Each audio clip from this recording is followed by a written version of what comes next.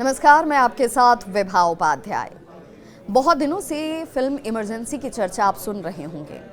Emergency जैसा कि नाम से ही पता है कि साल 1975 से 1977 ये वो हर एक जानकारी हम आप तक पहुंचाने वाले हैं और ये फिल्म क्यों सभी को देखनी चाहिए और इस फिल्म को देखने के बाद इमरजेंसी को लेकर आपकी क्या है के बाद इस फिल्म की रिव्यू भी मैं आपको बताऊंगी और इस फिल्म के अच्छे और बुरे पहलुओं को भी आप तक लेकर पहुंचूंगी। लेकिन इस वक्त ये जानकारी आपको देना ज़्यादा ज़रूरी है कि ये फिल्म कब आने जा रही है। तो कंगना रनौत अपनी फिल्म इमरजेंसी लेकर आ रही हैं। ये फिल्म लीजिए कंगना रनौत करती हैं या फिर अब इस वक्त सांसद की भूमिका में भी कंगना रनौत हैं।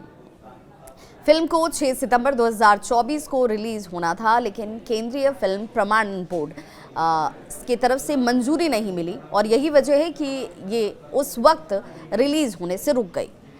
फिल्म को कुछ सिख संगठनों से भी विरोध का सामना करना पड़ा था और क्यों था विरोध वो भी हम आपको बताएंगे, जिन्होंने कथित तौर पर इसकी रिलीज़ पर अपनी तरफ से आपत्ति जाहिर की। निर्माता इस फिल्म को बनाना क्या अभिनेत्री कंगना रनौत के लिए बहुत आसान रहा या अन्य फिल्मों की तरह मिक्स प्रतिक्रिया उनकी रही, ये भी साझा करेंगे।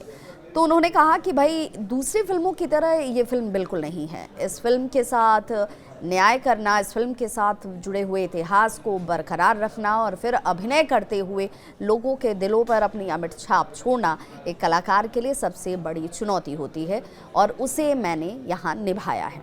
ये चीज़ों का सामना मुझे इस दौरान करना पड़ा, आसान तो बिल्कुल भी नहीं था ये। इसमें कई मुश्किलें सामने आई जिसमें इस फिल्म का कई समुदायों ने विरोध किया और जब विरोध हुआ तो हमारा टारगेट ये था कि इसे उन्हीं कई समुदायों के लोगों के बीच हमें दिखाना भी है, यानी कि उनकी तरफ से इसकी स्वीकार्यता होनी चाहिए। इसी फिल्म की एक चीज़ की जांच की बात भी कही गई, एक एक पहलू पर जांच की गई कि भाई ये सही है नहीं है, तथ्यपरक है या नहीं है, इस पर किसी की कोई आपत्ति तो नहीं है।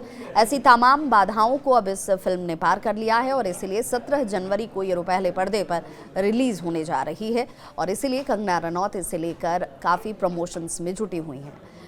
हमें अपने संविधान, देश और सेंसर बोर्ड पर बहुत भरोसा है, कंगना रनौत ये कहती नजर आई। उन्होंने कहा कि बहुत बार ऐसा होता है कि जब आप किसी सच्ची घटना पर आधारित फिल्म बनाने जाते हैं, जब की बेसब्री से फिल्म को दुनिया के सामने दिखाने का इंतज़ार कंगना रनौत भी कर रही हैं। फिल्म के रिलीज़ टलने के बाद से हालांकि कंगना को मुंबई में अपनी प्रॉपर्टी को बेचना भी पड़ा था, ये सभी को पता है। उस दौरान भी इसकी खूब चर्चा हुई थी। उन्होंने कहा कि मैंने कभी सोचा नहीं था कि फिल्म बनाते वक्त उन्हें इतनी मुश्किलों का सामना करना पड़ेगा, लेकिन जब एक कलाकार की मेहनत सफल हो जाती है, जब वो दर्शकों तक पहुंच जाती है और दर्शकों की तरफ से उसका रिव्यू जिस तरीके से भी आए, लोग उसे कैसे सुने, इस बार ऐसा बिल्कुल नहीं रहा। कई संघर्षों का सामना इस फिल्म को बनाने के समय किया गया, और चाहे वो स्टूडियो से जुड़ा हुआ मसला हो, फंड से जुड़ा हुआ मसला हो।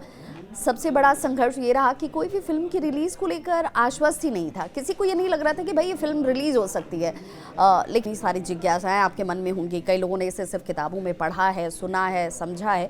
उन्हें भी बहुत सारे तथ्यों की जानकारी इस फिल्म को लेकर होगी। तो ज़रूर देखिएगा और बताइएगा कि इस फिल्म पर आपकी अपनी राय क्या है। मैं आपके साथ आपके होस्ट और दोस्त विभा।